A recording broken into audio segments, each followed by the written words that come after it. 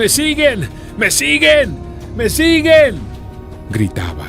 Durante la entrevista nos confesó que tuvo problemas con las drogas, motivo por el que fue expulsado de los Estados Unidos, pero aseguró que todo eso había quedado atrás. Cartel assassinations are rampant in Mexico, and despite the constant efforts by law enforcement authorities, the number of victims grows exponentially every year. Cartel members and police officers are the most common victims of these wars and rivalry, but the general population and celebrities are not far behind. Being in the spotlight in Mexico is a risky business. If you create content against the narco lords or try to expose their secrets, they will come after you. But what about singing ballads praising their love and life story? Does that get you eliminated from the world? Apparently, it does. Today's story is about Jose Sergio Vega Cumea, a Mexican singer who had a thriving career and a great prospect in the world of music. However, the life of this talented individual was cut short because of cartel rivalry. The honest man was dedicated to his craft and never harmed a soul. But unfortunately, despite being a star, he couldn't ensure safety for himself. So how did he enrage the cartel that felt the need to eliminate him? And what had happened on that fateful day? Which cartel was responsible for his untimely demise? And most importantly, did law enforcement arrest the people who took his life? Stay tuned as we answer this and many more questions in this video. Let's learn about Sergio Vega, the singer who lost his life just by singing songs. Jose Sergio Vega Cumea was born on September 12, 1969, in Los Hornos, Sonora. He was part of a huge family of 13 brothers and sisters. Sergio was the eighth. His father belonged to a small farming community. Sergio's community exposed him to the world of music. Regional music was heavily practiced and celebrated in Sonora, and Sergio picked up on it very fast. In 1988, his family relocated to the US. They resided in Phoenix, Arizona, but staying true to their roots. Sergio's family continued playing regional music together, with him occasionally being the lead vocal. In 1989, he and his brothers started a musical group in Phoenix and named it Los Hermanos Vega. Sergio's stage name was El Shaka. They were deeply influenced by the norteño sound, and most of their songs were ballads. Soon, they signed with the Texas-based Joey Records and released numerous hit songs such as Corazon de Oropel and El Gallo de Sinaloa. Apart from their regulars, in the early 1990s, the Los Hermanos Vega began singing narco corrido music. It's a subgenre of Mexican native corrido music, a type of ballad that is sung against a polka beat and speaks of the lives and brutalities of Mexican cartels. Around this time, he had a fallout with his brothers. According to reports in 1994, Sergio was acting strange and was choosing to stay indoors for days. He would wear pajamas when it came out, and this created a negative image for the band in the public eye. Later in life, Sergio unveiled that he was struggling with substances which made him act that way. Many suspect that he was taking the white powder, which was the cause of his strange pubic behavior. By 1994, he had already established a singer persona for himself and knew that he had a stable career ahead. He left his brother's group, relocated to Mexico, and created another for himself called Los Rios del Norte, or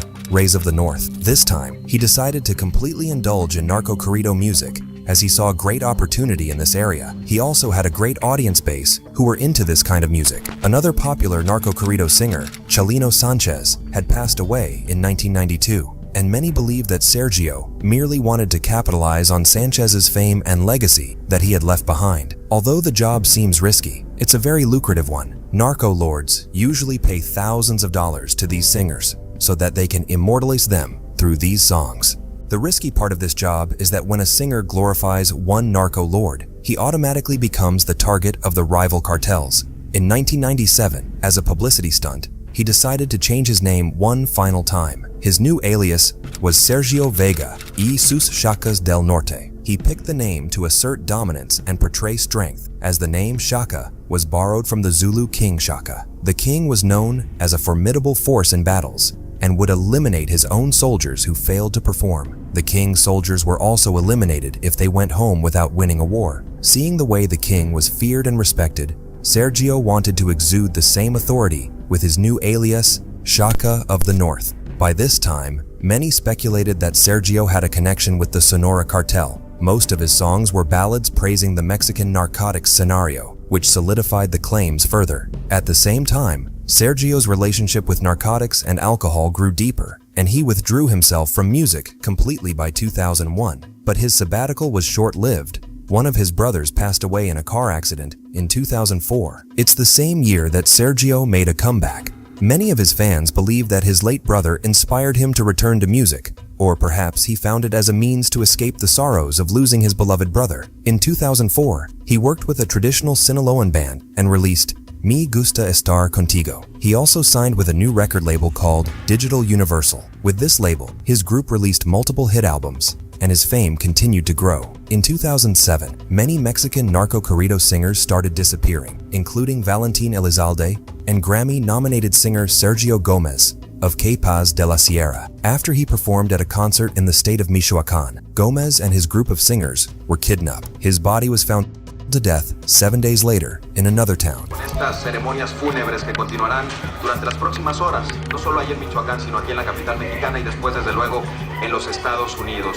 Sergio Vega had performed narco-corrido music with these two singers, and their disappearances and elimination should have alarmed him, but they didn't. However, he did tighten his security. By 2010, around 14 narco-corrido singers were eliminated. No one knew the actual reason, and their death was very suspicious. The general public speculated that their lives had been taken for cartel allegiances and rivalry. In 2009, when another singer was found dead, Sergio Vega was asked if he felt threatened by these constant deaths. But he was aware of the situation, trusted his guts, and chose to continue to sing the songs. After this many eliminations, the government of Mexico decided to step up and take things under control. They began putting a restriction on narco-corridos music. They also took down a bunch of music videos from YouTube. Their decision drew criticism from many label owners as they saw this branch of music as a lucrative business opportunity. However, the government clarified that they were only prompting the producers to place a caution label on the produced music, just like anyone would do with tobacco.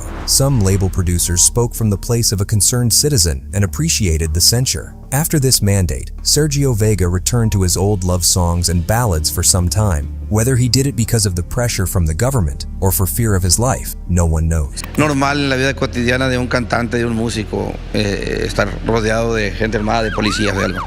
Entonces se siente uno medio mal, pero como te digo, me llevaron para allá.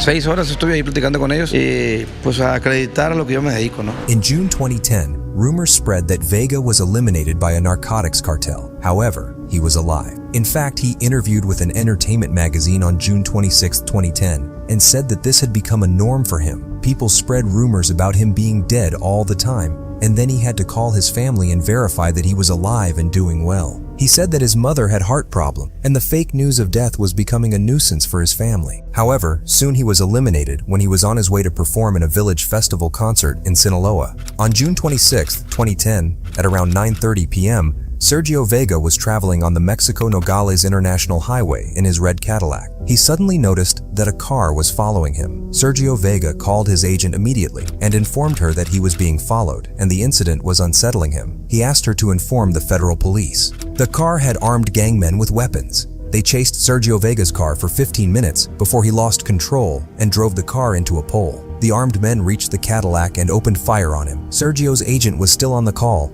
and she heard the gunfires. She claimed that the singer told her that he was not going to make it. The 40-year-old singer's assistant, Sergio Montiel Avila, was also in the car. Although he was severely wounded, he miraculously survived the attack. He later became a crucial witness of the case and told the reporters that the car they were riding in was forced to park, and then armed gunmen ran to the passenger side of the car and finished Vega off. They fired at his head and chest, and more than 30 bullets were found in his body, with 15 in his torso. His agent posted a tweet online to announce the loss of her dear friend. He was laid to rest in the presence of his family and fans. They all played his famous and favorite tracks as he said goodbye to the legend. But who did it?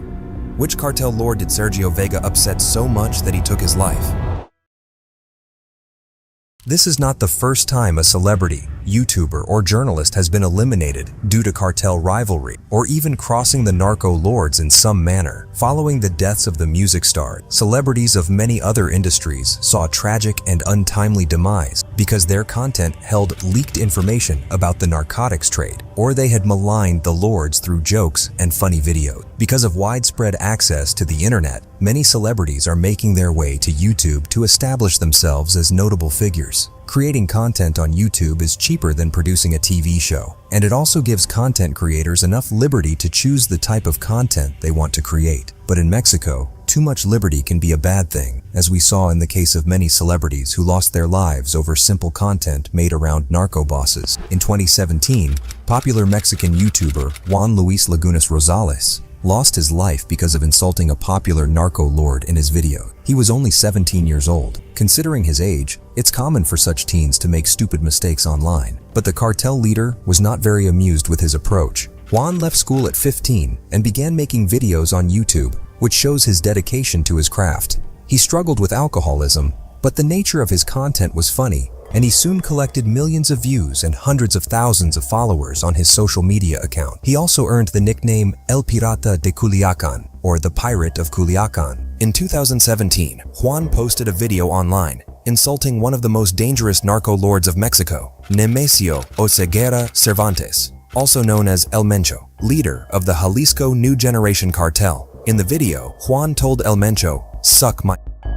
The CJNG is well known for its mindless brutality, and this small, stupid act didn't go unnoticed by them. Soon after posting the video, Juan was partying at a bar in Jalisco, the home ground of the CJNG. El Mencho's men stormed the place, opened fire at him, and riddled his body with 15 bullets. Some of them hit his head. He soon succumbed to his injury. Officers later identified him by his tattoo. In February 2018, popular Mexican YouTuber and creator of a political satire channel, Leslie Ann Pamela Montenegro, was brutally eliminated. Her content revolved around jabbing narco lords and top politicians, especially in Acapulco and Guerrero. En Acapulco fue asesinada la youtuber Leslie Ann Pamela Montenegro, conocida como Nana Pelucas. Anoche 2 hombres le dispararon en su restaurante en el fraccionamiento Costa Azul. She created the YouTube channel and a satirical magazine in 2012, El Sillón, which meant the couch. The center of her content was a character called La Nana Pelucas, or the Grandma in Wigs, which Leslie played herself. She wore a bushy hair wig and big glasses, adopting the looks of a classic grandmother who liked gossiping about various topics and also passed hard judgment. Her content was supposed to be witty and humorous, but sometimes they ended up being downright offensive. In one of her videos, Leslie made a remark about the Acapulco mayor, saying, "This snot-face didn't even have enough support for re-election, and now he thinks he'll become a senator." Leslie owned a restaurant, a Todos Los Santos, in Acapulco with her husband, who was also in charge of her magazine. At around 6 in the evening, 2 men entered the restaurant and approached Leslie, who was sitting with her husband. They opened fire at them and quickly left the scene. Leslie sustained injuries in her face and abdomen and soon passed away. Law enforcement conducted an investigation to find out the perpetrators. Attorney General of Guerrero, Javier Olea, claimed that Leslie had sensitive information about a notable narcotics cartel, which she was planning to leak. This led to her elimination. He also claimed a local up-and-coming cartel called the Independent Acapulco Cartel was behind the attack by orders from their leader, Javi Daniel Cervantes Magno. However, many believed that the Attorney General had announced falsified information to hide the true criminal, as no arrest warrant was ever issued for Magno. The blame game continued, and few arrests were made, and Leslie's husband kept asking for justice. But the Mexican Authority is yet to uncover the true perpetrator behind the tragic fate of this popular YouTuber. In 2019, a journalist, Nevith Condes Jaramillo, was knifed near his house. He ran a show called Frente al Sur, which collected complaints from the public and exposed politicians and local corruption by government employees and businesses owned by cartels. He had already received death threats for encouraging people to come forward with the truth. When he didn't pay heed, he was eliminated by unknown perpetrators. A report claimed that around 157 journalists had lost their lives between 2020 and 2022, and the number is nothing short of a horror story. In 2022, another YouTuber was gunned down outside his home in Culiacan, Sinaloa. His name was El Compa Jorge. He was supposedly abducted by a cartel in 2021, but he hadn't reported a complaint after his release. For some reason, he felt the need to retell the story of his abduction online for his followers. Porque les voy a platicar una anécdota que me pasó. Pues les voy a platicar más o menos la historia de cómo me levantaron aquí en Culiacán. The cartel that had abducted him wasn't happy with the information being online, which might have prompted them to eliminate him. Jorge was only 36 years old and had a life full of opportunities ahead of him. On the day of the incident, he was on his way to work and posted content online speaking about his latest achievements and plans for his career. An SUV soon drove up to him, containing 2 men. They opened fire at him 10 times before fleeing the spot. The SUV didn't have a Sinaloa license plate, and the identity of the vehicle remains unknown to this day. Jorge was immediately taken to a local clinic, but he passed away on the way. His followers were deeply saddened by the incident and demanded justice, but some also called out his immaturity. They argued that Jorge shouldn't have gone back to the location of the abduction and recorded the place. He shouldn't have posted details of that incident online for everyone to view. They claimed that Jorge had warranted his demise with this foolish act. If he'd done it for the clout, he indeed got it. His channel got a boost after the video was published, but it cost him his life. So, did law enforcement find which cartel took the life of Sergio Vega? Yes and no. No one exactly knows which cartel did it. However, the witness and sole survivor of the attack had managed to name a specific cartel, but the records were cleared from police reports soon afterward. The name never came out in public. Sinaloa is the home to many kingpins who have led the Juarez cartel and the Beltran Leyva organization in the past. So, many suspect that one of these kingpins might have orchestrated the attack. In 2020, Hector Beltran Leyva's financial operator was arrested, and he divulged that Hector and Sergio Vega had a romantic relationship, but the claim was never proven. People speculate that Hector was upset and angry when Sergio decided to play at a concert for a rival narco lord, so he hired an assassinator and eliminated Sergio. But as the incident took place in Sinaloa, many suspect that the infamous Sinaloa cartel might be behind the attack. Its leaders, Joaquin El Chapo Guzman and Ismael El Mayo Zambada, are ruthless narco lords who have eliminated people before, for the silliest of reasons. He has been the most wanted man in Mexico. Are all part of his business. Elijah Wald, author of the book Narco Corrido, spoke out about the gruesome scenario of Mexico. However, he also mentioned that it wasn't unnatural for these singers to get caught up in such troubles as their line of work is intertwined with the underworld. Sometimes these eliminations took place because of jealousy over love interests, but no one could pinpoint one particular reason behind the incidents. Sergio Vega was deeply associated with narco bosses and believed that his connections would provide enough protection for him. That's why he never hired security for his protection. However, he never imagined that these very associations might become the reason for his death someday. He also traveled in pajamas in most areas, showing that he was very comfortable in these areas. However, none of it could save him from the wrath of a narco lord. Sergio Vega is remembered by his family and fans as a man with a good heart. He took his profession very seriously and was committed to his art, so much that he might have overlooked the repercussions. His fans mourned the loss and expressed their frustration on social media. Sergio was also making progress in his personal life. The self-proclaimed lover had been in a relationship with many women and had as many as 17 children with all of them. In 2018, a man called Sergio Vega Jr. began recording songs. He claimed to be Sergio Vega's son. Al único que sí conocemos es a Sergio Vega Jr., ya que él mismo se hizo conocido tras su dedicación a la música en el año 2012, convirtiéndose en una figura de la música regional mexicana. Acá sí puede decirse que es un auténtico hijo del Chaca.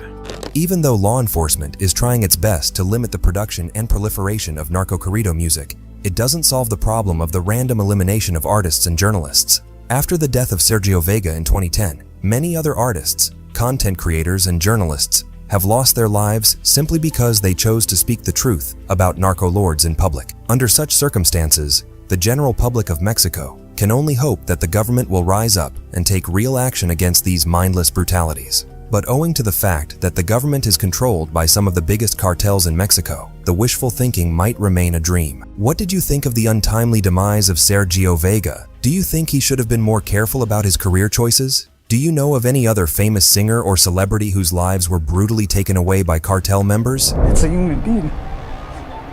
And you think about that, and that just hurts you. They create these chaos to go and sit with the local politicians and say like, okay, do you want more or shall we negotiate this? It's a Sunday afternoon car show, and young people have come by the thousands to look at flashy automobiles and at each other. But when two rival gangs come into each other's sight, just looking isn't enough. Gang activity and its association with the drug trade has long been a problem between Mexico, the United States, and other surrounding areas. But in recent years especially, things seem to be getting all the more violent, with bloodshed becoming practically a regular occurrence. It was because of rival gang activity that a young Guadalajaran-based hip-hop star met his grisly demise in a way too horrific to even imagine.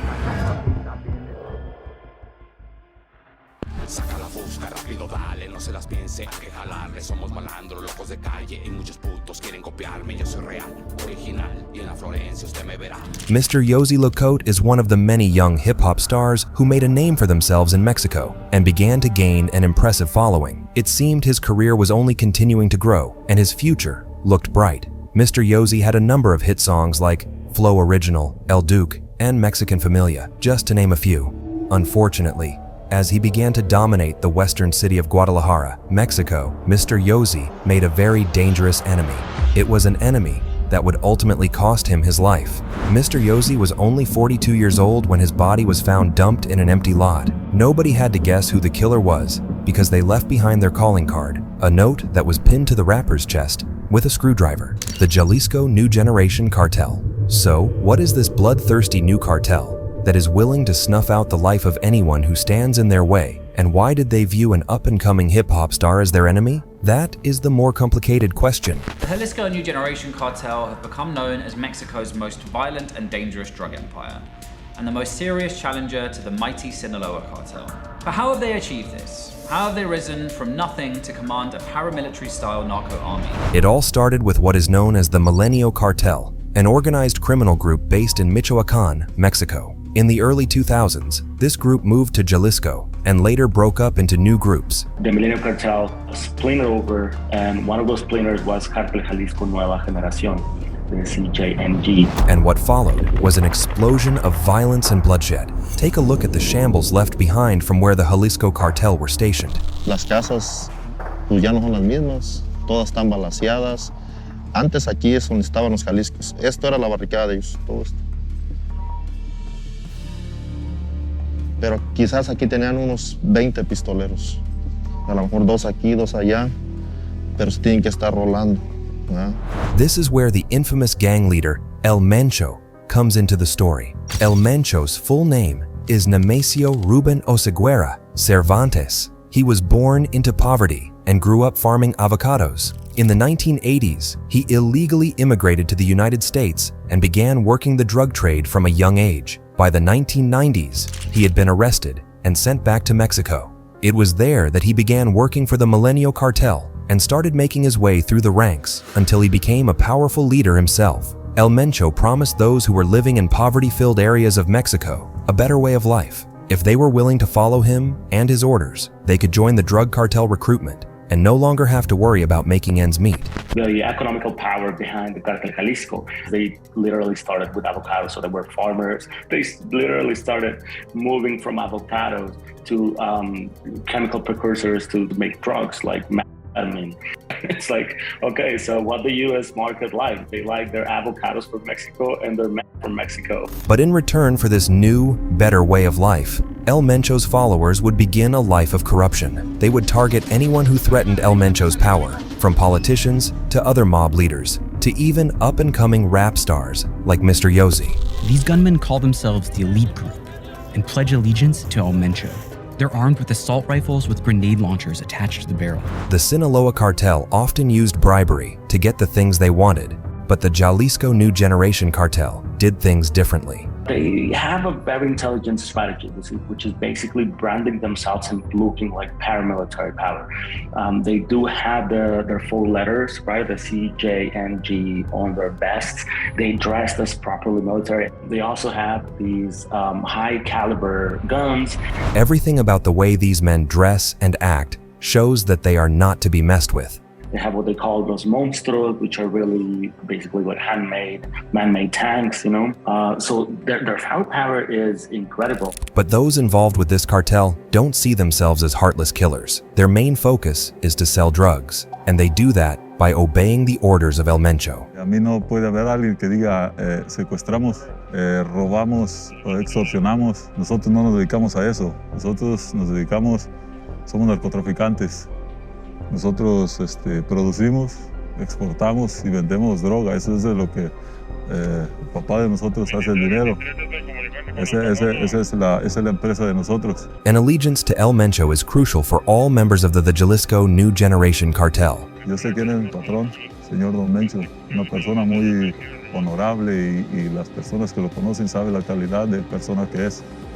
Si yo no pensara de la forma que yo pienso, yo no perteneciera o no fuera parte de este cartel. So how does Mr. Yosie fit into all of this? Well, he and others like him centered their music around the poverty in Western Mexico, the drug trade, and the war between rival drug gangs. This musical style is controversial because some view it as only a way of glamorizing a dangerous way of life, causing a danger to young and impressionable people. But those that support Mr. Yosie's music say that it shows those in poor urban areas that it is possible to build a successful career through this industry, and that joining the drug trade is not your only option when it comes to money and achieving fame. While Mr. Yosie's music was booming through Guadalajara, he couldn't ignore the danger he was putting himself and those closest to him in.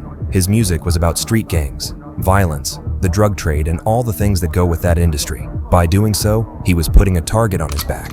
A lot of Mexico-based rappers that are in the same industry, as Mr. Yosie made it clear that their music was just music. It was meant for entertainment purposes only, not to add to the ever-growing division. They wanted everyone to know that what they cared about was just the art of creating music and expressing themselves. They didn't want to pick a side when it came to the drug war. But Mr. Yosie was a little different. He didn't try as hard to hide his identity or his rival gang associations. It was well known that he was affiliated with a gang called Florencia 13.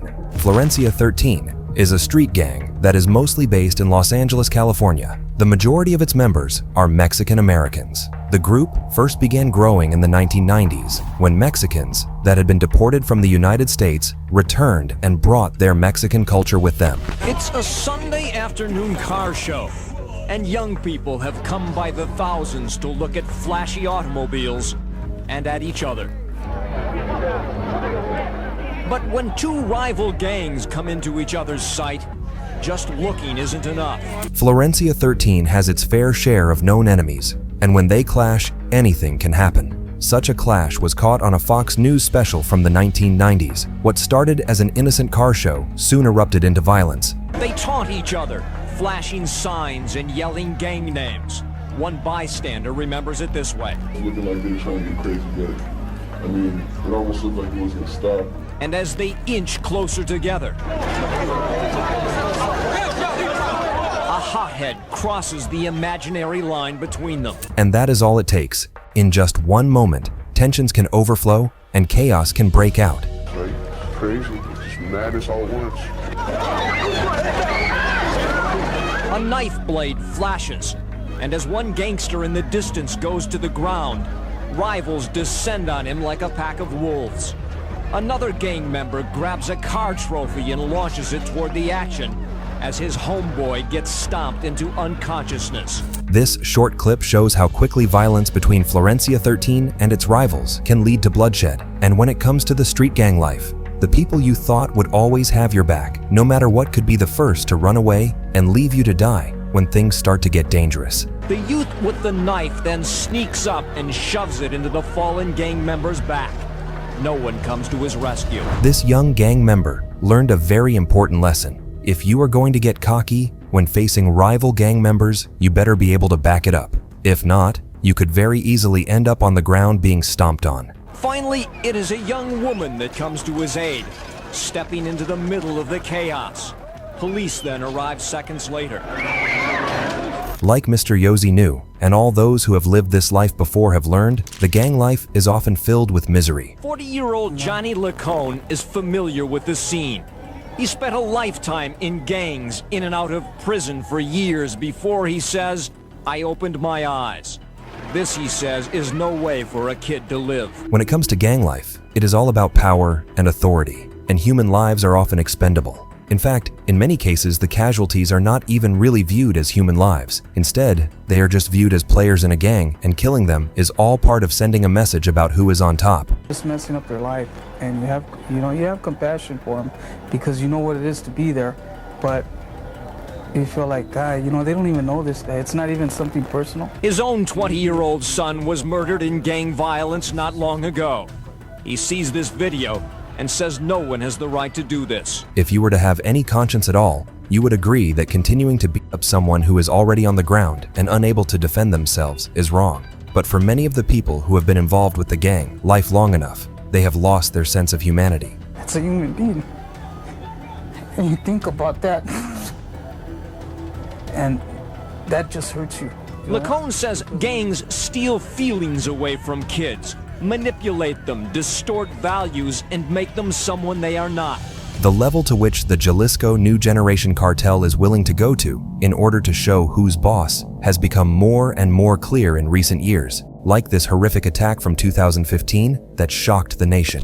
The Jalisco New Generation Cartel took the fight to the next level, shooting down a military helicopter with a rocket-propelled grenade. In Guadalajara, the casualties involved with rival gang activity and the drug trade is only continuing to grow. In 2018, Jalisco reported that there had been 2,420 murders. This is more than 5 times the amount of killings there were back in 2008. Mr. Yosie Locote has been one of the most highly talked about and most notable casualties to come out of his conflict in Guadalajara so far. His death was brutal, gruesome, and disturbing enough to send a message to all of his followers that the Jalisco New Generation Cartel is not to be messed with. Oppose them, and you could end up like this famous rapper. Mr. Yosie wasn't just a high member of Florencia 13. He also had rumored ties with the Southern California Mexican street gang, the Serenos. They are known for their blue bandanas, shaved head, and baggy t-shirts. The gang is known for their coming leader named Carlos Enrique Sanchez. He is better known by the title Cholo. He is the leader of the group Nueva Plaza and a known enemy to the New Generation Cartel. In April of 2017, Mr. Yosie was at a market in Oblatos, Guadalajara. He was just living his life, minding his own business, when he disappeared as if from nowhere.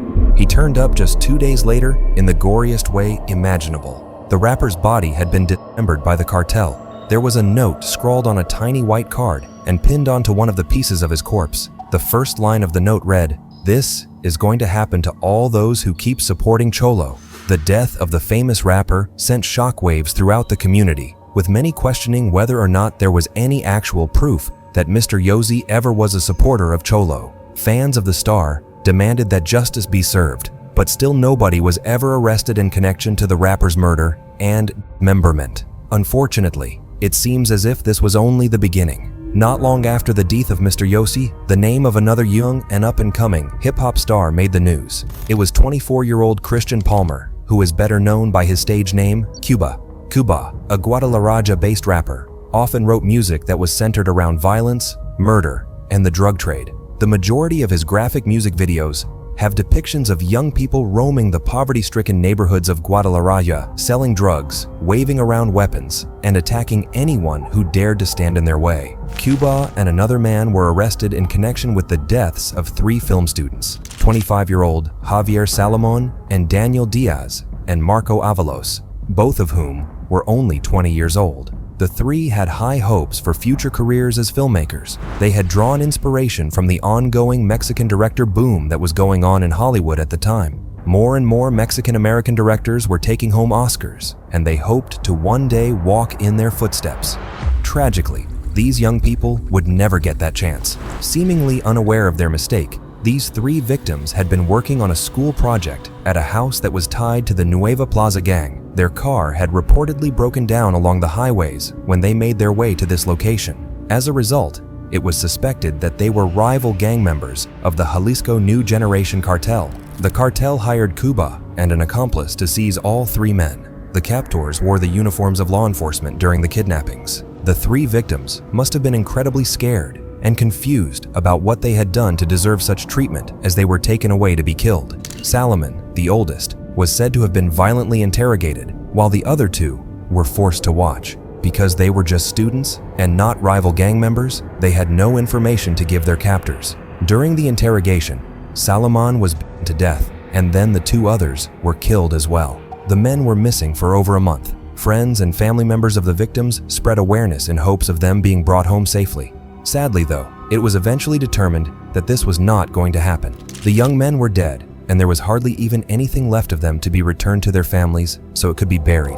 Cuba confessed that upon the orders of the Jalisco New Generation Cartel, he had dissolved the bodies of Javier, Daniel, and Marco in sulfuric acid. Cuba said that he had been hired earlier that year by the JNGC to work for the cartel for 3,000 pesos a week. If you are thinking that's a large sum of money, you would be wrong. When converted to US dollars, that comes out to only around $159. Dissolving people in acid seems like a pretty dirty job to do in exchange for so little money. But maybe for Cuba, it was less about the funds and more about showing that he was allegiant to the JNGC and willing to do whatever they asked of him. While Yosie Locote had music videos that boasted millions of views and a large number of supporters, Cuba only had about 125,000 subscribers on YouTube. He still had a long way to go as far as making it in the industry. Could he have thought that by proving his unwavering support to the Jalisco New Generation Cartel, he would be more likely to achieve that?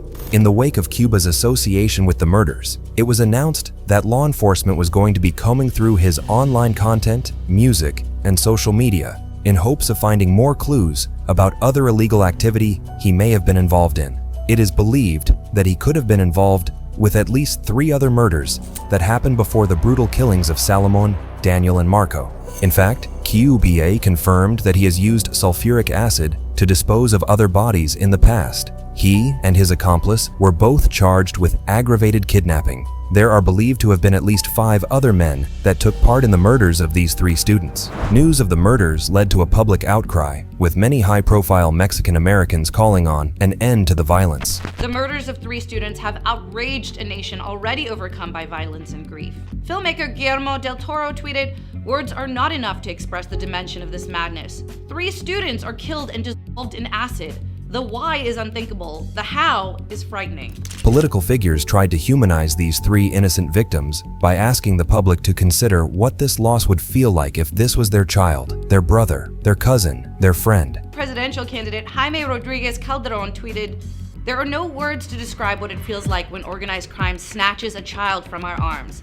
They steal a part of us." But if there is one group of people that the Jalisco New Generation Cartel seems to be the best at manipulating in order to get what they want, it is the politicians. These are the people who often face the blame for issues of gang violence, and so they are also the people who seem to be the most eager to try to negotiate peace. The Cartel Jalisco, they are very well consolidated as one group.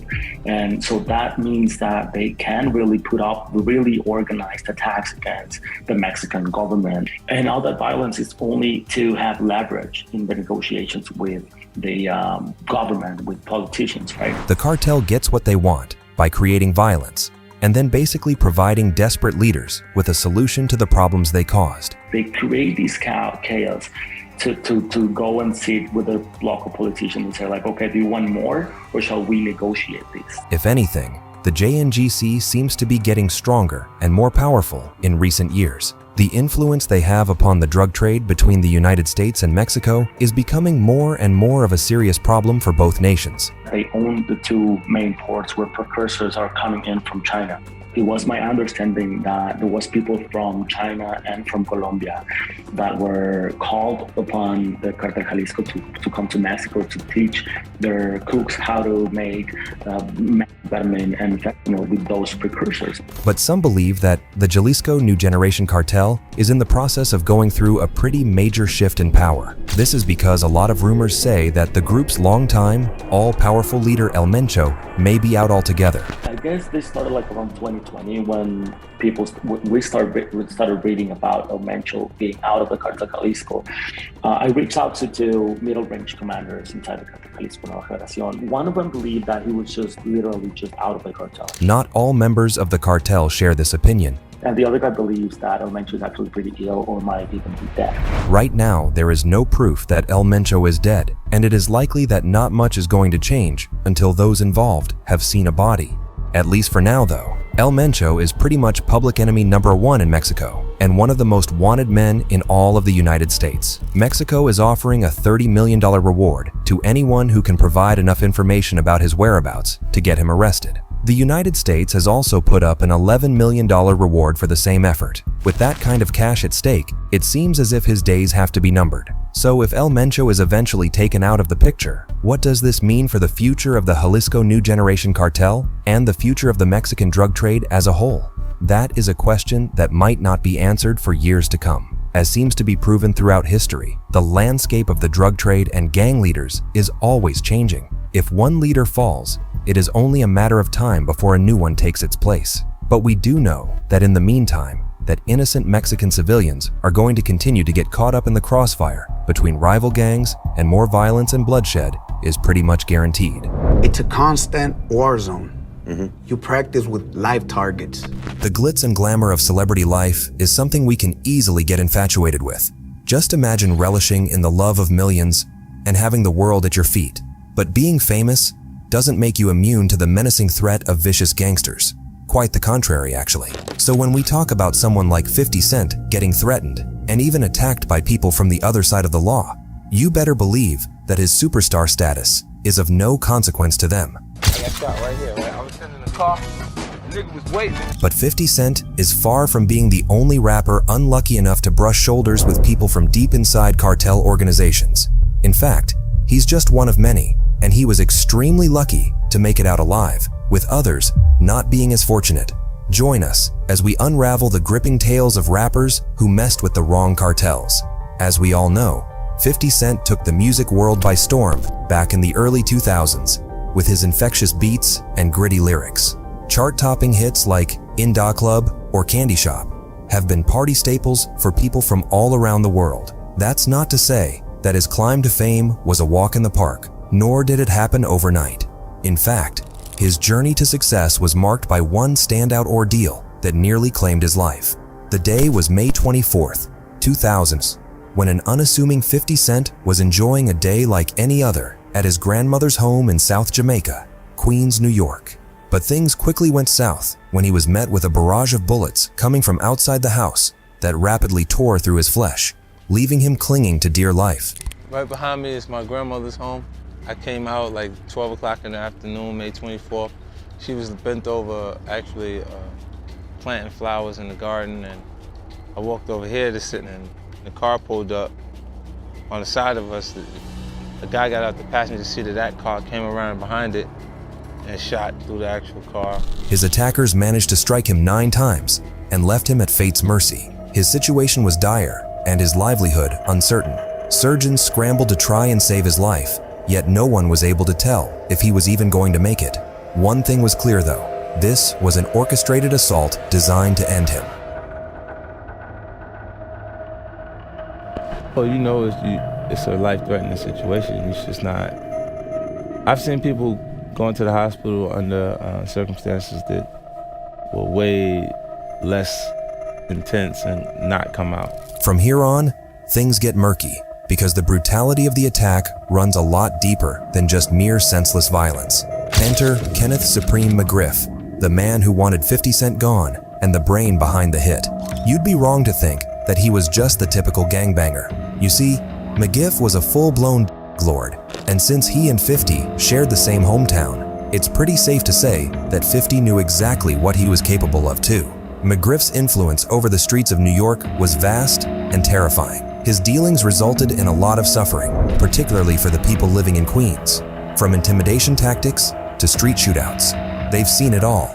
Known as the Supreme Team, McGriff's gang's memberships ran in the hundreds, united by one common goal: the distribution of all throughout New York City.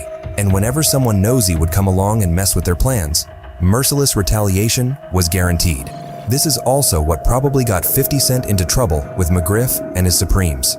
Thankfully, 50 Cent narrowly escaped a tragic fate, and he was soon back out there, making music.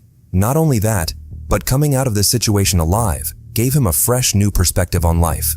Who has more cred than you, living after being shot 9 fucking times? Ironically, getting shot and then making a remarkable comeback can prove to be extremely lucrative when you're a rapper. And why wouldn't it?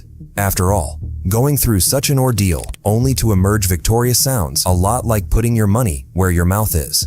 And obviously, 50 Cent knew this all too well. But while the attack definitely played a part in the consolidation of 50's tough guy reputation, that's not all there is to him. He definitely played his cards right and worked extremely hard to get to where he is.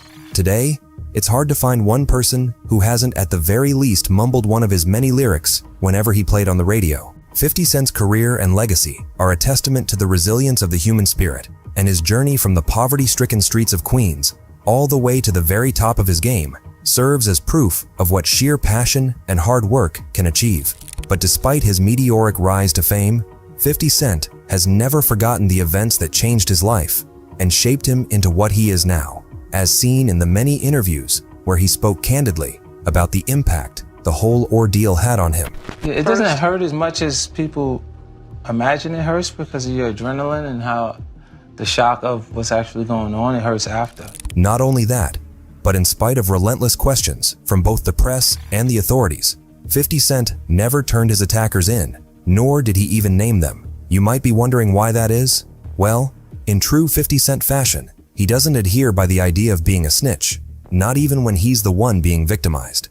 Besides, he's more interested in thriving in the present than ruminating on the past. I got tired of, in the recovery process, I got tired of being afraid. And then the only way that I could, to cover those emotions were to be a little more aggressive. And insensitive. And thrive, he did. In the years following the attack, 50 Cent achieved unparalleled success in the music industry, releasing hit after hit and earning critical acclaim for his raw, unapologetic lyricism. But his impact extended far beyond the realm of music. In addition to his musical pursuits, 50 Cent diversified his portfolio, venturing into film, television, and entrepreneurship. He launched successful ventures in clothing, beverage, and entertainment, solidifying his status as a savvy businessman and cultural icon. 50 Cent is now a bona fide mogul, a force to be reckoned with. In the face of unimaginable hardship, 50 Cent emerged stronger, wiser, and more determined than ever before. His story serves as a reminder that no obstacle is insurmountable and no dream is too big to achieve. As long as there is hope in the human heart, there will always be a path forward, illuminated by the unwavering light of resilience and perseverance. We can't move on to our next case without taking note of one depressing fact. In recent years, Mexico has seen the rise of an unexpected music genre, dubbed narco rap. Its fans and artists alike go out of their way to glorify the very people that have inflicted so much pain and suffering upon them. Cumple un papel muy específico, que es el hecho de hablar por encargo de organizaciones criminales sobre supuestos héroes o endiosar o generar una narrativa hasta cierto punto como mitológica, o se hicieron una cosa que es importante para ellos, dejan un testimonio de eso y entonces buscan un rapero para que lo haga. Although narco rappers do get paid to name drop violent cartel leaders in their songs, that's not to say that they're granted any form of protection against anyone who might have a problem with it. This is the lesson that a Mexican rapper named Peso Pluma had to learn the hard way. On September 10th, 2023, the stage was set for him to perform at a major music festival in Mexico City, a crowd of some 100,000 enthusiastic fans awaiting his arrival. But as Peso Pluma stepped into the spotlight, things quickly took a terrifying turn. His decision to mention El Chapo on stage would prove life-changing. The biggest right now, Peso Pluma, the biggest narco corrido singer, is dedicated several songs to the Chapitos. They like to be in the limelight. They like to be narcos. But who is Peso Pluma exactly? And why is he in so much danger for just a small lyric? Boosted by legions of fans on TikTok, Peso Pluma has skyrocketed to fame, becoming one of the most listened to artists on Spotify, where he boasts more than 50 million listeners per month. He sings about diamond-encrusted pistols, smuggled shipments of dargs, and unaliving his enemies.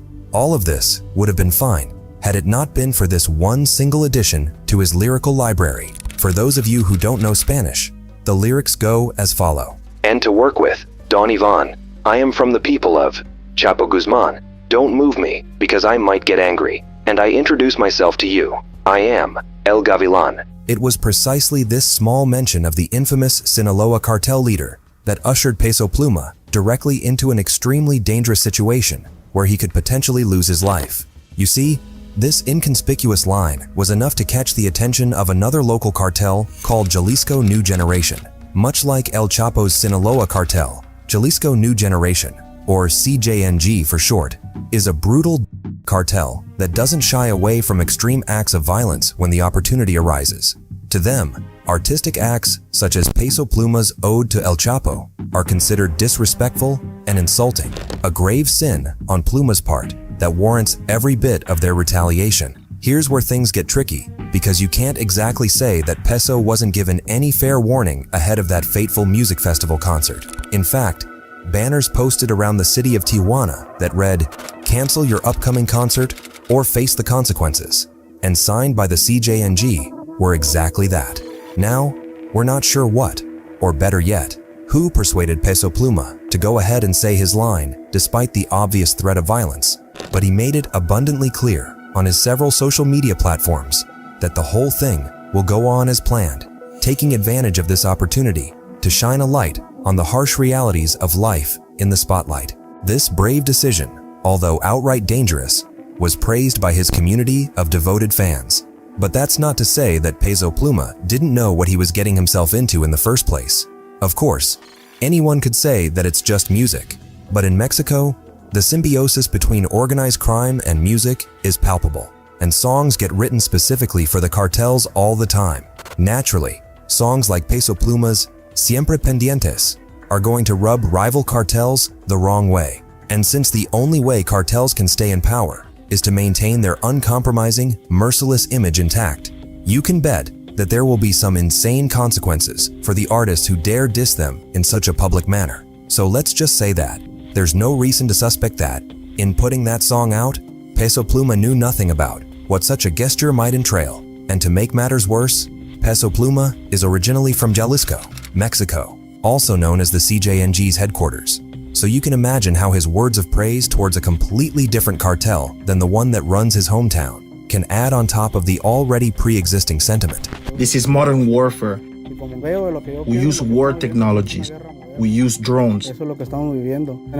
Here, everybody is adequately trained to use them to the maximum so that they can hear that thunder. However, they want to paint us as the worst of the bad guys. We won't harm anyone except for those that deserve it. If you deserve it, you better hide, because we will come with all we got. So, as whispers of his concert spread through the city of Tijuana, the CJNG knew that they had to send a clear message that this would not be tolerated, and thus, posters upon posters of warnings and threats emerged. Fortunately, however, as the date of his concert approached, Peso Pluma ultimately made the decision to cancel his appearance out of fear for his safety. A popular Mexican singer postponing several shows because of death threats, and one of those concerts to cancel your concerts that are, sold out in some places. You're taking it seriously for sure. It's pretty safe to say that this was a great decision, since the CJNG cartel was definitely not bluffing when they said that. Otherwise, the consequences would be dire. After all, they've wreaked havoc across the region in the past. So what was stopping them for carrying out their senseless brutality this time? And while Peso Pluma is safe and sound right now, thanks to his and his team's wise decision to play it safe and call the concert off, it's important to view this close call as a strong cautionary reminder of the dangers that people in the public eye must face in the unforgiving landscape of Mexico's criminal underworld, a world where artistic expression is never unconditional, and danger looms beneath the surface at all times. As we move on to the next case, it's important that we warn you that not everybody on this list has been lucky enough to live to tell the tale of just how brutal the drug cartels can really be. Our next case is a stark reminder that when it comes to coming face to face with these gangs, your life becomes a game of chance, and there's no telling where things are going to go from there. Now let's picture this. In a cold and empty lot somewhere in Guadalajara, Mexico, a lifeless body is discovered. It's the body of a 40-year-old man, and one thing is clear: he's been brutally tortured and then disposed of by cartel affiliates. To his chest lies a terrifying message that was pinned into his flesh with the help of a screwdriver. The note was claiming that the man had been killed because of his connection to an enemy of the Jalisco New Generation Cartel, the same cartel that also threatened the livelihood of our previous subject, Peso Pluma. The body belongs to Mr. Yosie Locote, a 42-year-old Mexican rapper beloved by many. He was a pioneer of a rap subgenre known as rap malandro, or thug rap, as most people would call it, a style of hip-hop that can be regarded as the soundtrack of the Mexican drug war. To give you an idea, some of the subjects that he would rap about included drug abuse and massacres, drawing huge inspiration from the evil inflicted upon his people by the Mexican drug cartels. Kicking and screaming, this teenager with a gunshot wound was rescued after being found dangling from a rope on a busy highway. And when faced with the sheer brutality of these organizations, it's easy to predict that people living in Guadalajara would take to music and make it their preferred medium of expression when dealing with the harsh realities of everyday life in one of the most dangerous cities in Mexico. There's no security here, no peace, no tranquility. There's only fear. Crying and fear, extortion and intimidation. But thug rap differs greatly from its narco rap counterpart, in that it neither praises nor criticizes the perpetrators of these vicious crimes. They're more interested in the culture around it and exploring the powerful collective identity that it implies. And since the CJNG cartel came to power, everything intensified tenfold. More and more artists joined this cultural movement, making their own contributions to the endless catalog of songs about the struggle of living under the cartel's reign of terror. And at the forefront of the movement lies Mr. Yosie Locote, who unfortunately paid the ultimate price for getting caught up in the complex web of shady dealings. He was one of the highest profile rappers to perish at the hands of the CJNG. He was last seen at a local market on April 17, 2018 before he vanished, never to be seen alive again. Shockingly, his butchered body later turned up with a clear message, literally stapled to his chest.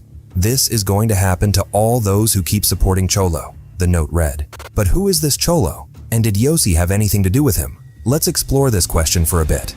You see, the Jalisco New Generation Cartel wasn't the only cartel with claims to the area, and their counterpart was just as ruthless. Enter the Nueva Plaza Cartel, a criminal organization sharing the territory of Jalisco. Initially part of the CJNG, the Nueva Plaza Cartel fractured itself away from its mother cartel in 2018 and became a menacing figure in its own right. You had a shootout between federal police and local police, and basically both of them were taking care of their own cartel guys. And behind the wheel of this cartel, a man named Enrique Sanchez Martinez, better known as El Cholo. Being a new cartel sure has its challenges, so it was imperative that El Cholo and his gang retain the upper hand at all times. This meant that they had to make it clear from the get-go that a zero-tolerance policy against their rivals was in full place.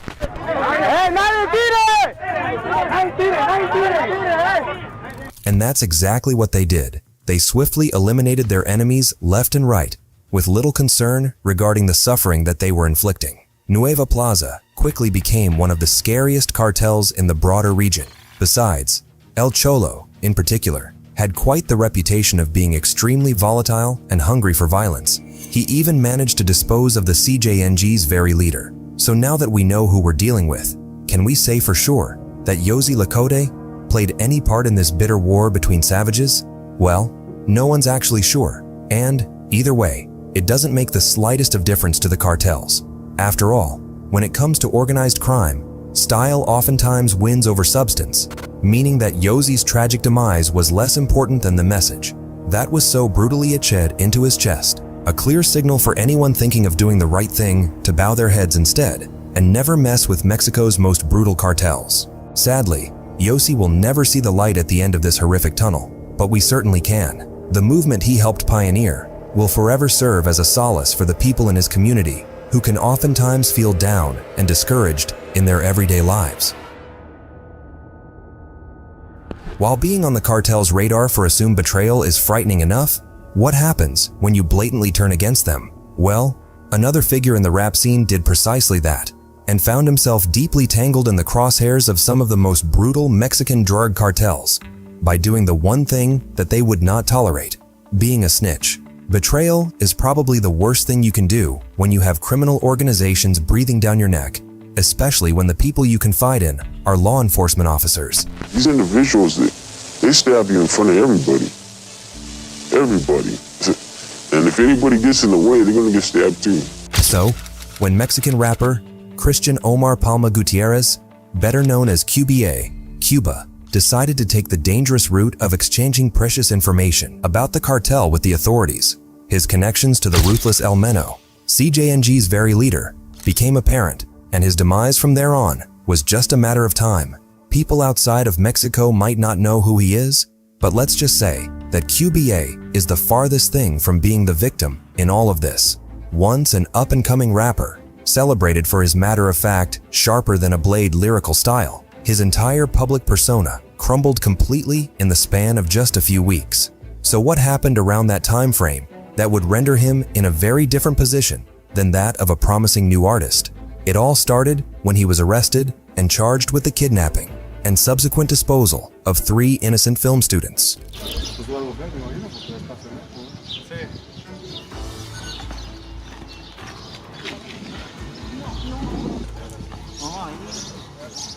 Gutierrez told Mexican prosecutors that he had dissolved their bodies using acid after they were kidnapped and murdered. You heard that right. QBA was, in fact, working hand in hand with the ruthless CJNG cartel and doing their dirty bidding. But why would a young man with so much decide to march towards certain darkness? Well, things are more complicated than they seem. Despite the outward displays of success, QBA was actually facing some very stressful times from a financial standpoint. It turns out that he signed a bad deal with a label who didn't value him all that much, leaving him with a weekly wage that did little to satisfy any decent lifestyle, much less the life that he desired. This is where the cartel comes in and offers QBA a bigger sum of money, consisting of just $150 per week in return for his services.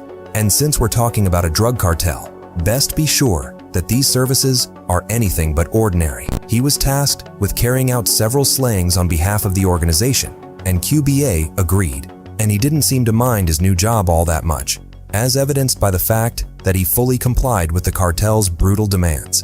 But then, the unthinkable happened. 3 innocent film students were kidnapped after they had left a ranch where they were filming a school project. The ranch was being watched by cartel members, waiting for a rival gang leader when they apparently mistook the students for members of that gang. They then endured relentless torture that lasted for hours on end, until, eventually, the gang realized that they had made a mistake. Shockingly, the gang members diverged from their usual tactics and, instead of dumping them back on the streets, decided to end their lives instead. This is where QBA comes in. He was tasked with disposing of their bodies by dissolving them in sulfuric acid, a powerful agent capable of destroying flesh and bone completely in the span of just a few short hours. The crime shook the entirety of Mexico, and countless fellow students took to the streets in protest of the lack of mobilization on the authorities' part.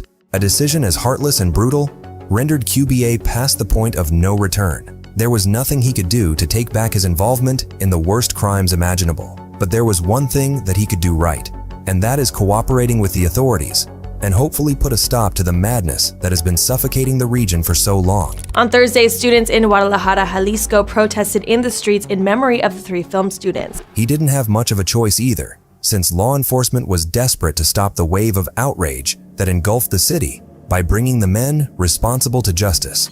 Soon enough, QBA was apprehended and taken for confession. Once in custody, QBA was actually able to breathe a sigh of relief as he laid bare the inner workings of the CJNG's meth production, shedding light on everything from chemical smuggling to clandestine lab operations.